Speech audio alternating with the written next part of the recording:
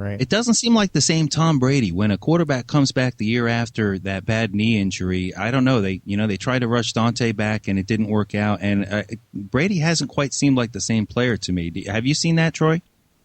I think maybe in his footwork right now, when you look at different things, like when Edgerrin James, I remember when Edgerrin James went down and he rushed back from surgery.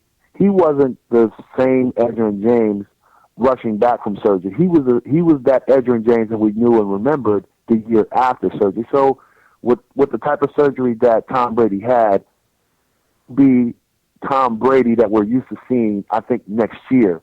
Right now, he's probably about 80%, and that's healthy for a guy with that kind of knee injury. But I don't think he's as mobile as he once was. And right now, I think the pass rush is getting to him, so he's getting happy feet. So when you really look at it, a lot of teams are blitzing Brady, and he's not sitting very comfortable in the pocket. And maybe guys falling across his feet and guys hitting you in the back. That in the back of his mind, and that knee injury is always going to be in the back of his mind. But after this season, I think you'll see Tom Brady be back to the old Tom Brady. Wow. Yeah, and their defense in New England is getting beat up pretty bad. They brought back Junior again, who has retired more times than Brett Favre, I think. No, you're absolutely right about that. Hey, Troy, before we let you go, I just want, what's a great Dolphin kind of memory you can share with us? Anything that really stands out? Well, I mean, for myself personally, it was a Detroit Lions game. I came, we had a kid who had cancer, and he came over and visited football camp. And, everybody requests Dan, but he also requested myself and Sean Wooden. And this kid was pretty sick. So, I remember catching a touchdown pass earlier game against Detroit, and I seen them flash his face up on the Jumbotron. So I kind of looked around, and I found out exactly where he was sitting. He was kind of sitting behind our defensive bench. And I told myself, I said, if I get another touchdown, I'm going to make sure I give him this ball. And lo and behold, I ended up catching another touchdown pass from Dan, and I jumped over the wall, and I handed the ball to this kid. And I mean, just to see the expression on his face, to see the expression of his parents' face, was something that was priceless for me. Because you just can't, those type of situations just don't happen every day, and you just don't have those type of things come along, especially when you're talking to yourself and you say you want something so bad and it actually happens. So wow. I'm sure it's something that made his day. But a friend of mine, another friend from the Miami Dolphins, used to be with the PR department, that emailed me on Facebook the video. And oh wow, that is great. Yeah. It kind of was like it was heartfelt for me, because I was like, wow, like I didn't realize the impact that I made. But more importantly, he told me that the kid was on Facebook and that he made a full recovery from cancer. I don't know if that touchdown pass that I caught and the ball that I gave him did it, but I know that the kid is still alive. He's beat cancer, and that was probably one of my most memorable moments. That is awesome. That is a great story. That's great.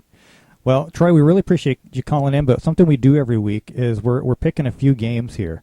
And I think Casey and I are even right now. And when we have a call-in guest, we like them to pick two. So I'm gonna give us 4 matchups, and we want to get your picks on these two, and we'll put them up on the website, and we'll see how we all do. Okay, first. Okay, now do I have to pick point? No, we're just picking the winner. We're just doing winners. We're just doing it simple. Baltimore at Minnesota. Ooh, they're at Baltimore? No, they're at Minnesota today. I'm taking Minnesota. I'm sorry, but you got to go with Brett Favre and what they're doing up there in Minnesota. I'm picking Minnesota too. I mean, they were a little shaky the first few games, and they've looked real good the last couple. I think they've got it together. I'm picking Minnesota. How about you, Casey? Yeah, I'm going to have to do the same thing, if only because every time I pick Baltimore, I end up losing. So I'm going to go with Minnesota. Our next one, the 2 undefeated New York Giants at the New Orleans Saints. Ooh, it's going to be a physical matchup. Not a high-scoring game. If I would put my money on it, you know what? I'm gonna go outside the box. I'm gonna take the Giants. All right. What are you thinking, Casey? Well, you know what? I'm actually leaning towards the Giants too. If only for that, they've got that experience factor going into it. They've been in the bigger games before. Eli's banged up a little bit. This is a tough one for me because my 2 quarterbacks on my fantasy team are Eli Manning and Drew Brees. But I think I'm leaning Giants in this game. The Giants look pretty tough this year. Okay, just so we don't all pick the same, and it's kind of a coin toss for me, I'm gonna go with the Saints. All right, Chicago Bears at the Atlanta Falcons. Ooh, I'm gonna go with Atlanta. Just for the simple fact that I'm a big Tony Gonzalez fan. That's my ex-teammate. But they're playing really well in Atlanta, and it's hard to go in there and beat those guys. All right. I'm kind of thinking Chicago. I know they've been kind of up and down, but I think they're going to have a big game this week. Yeah, I'm with Troy. I'm going Atlanta on this one. All right. I could either win big or lose big this week, it's looking. Okay.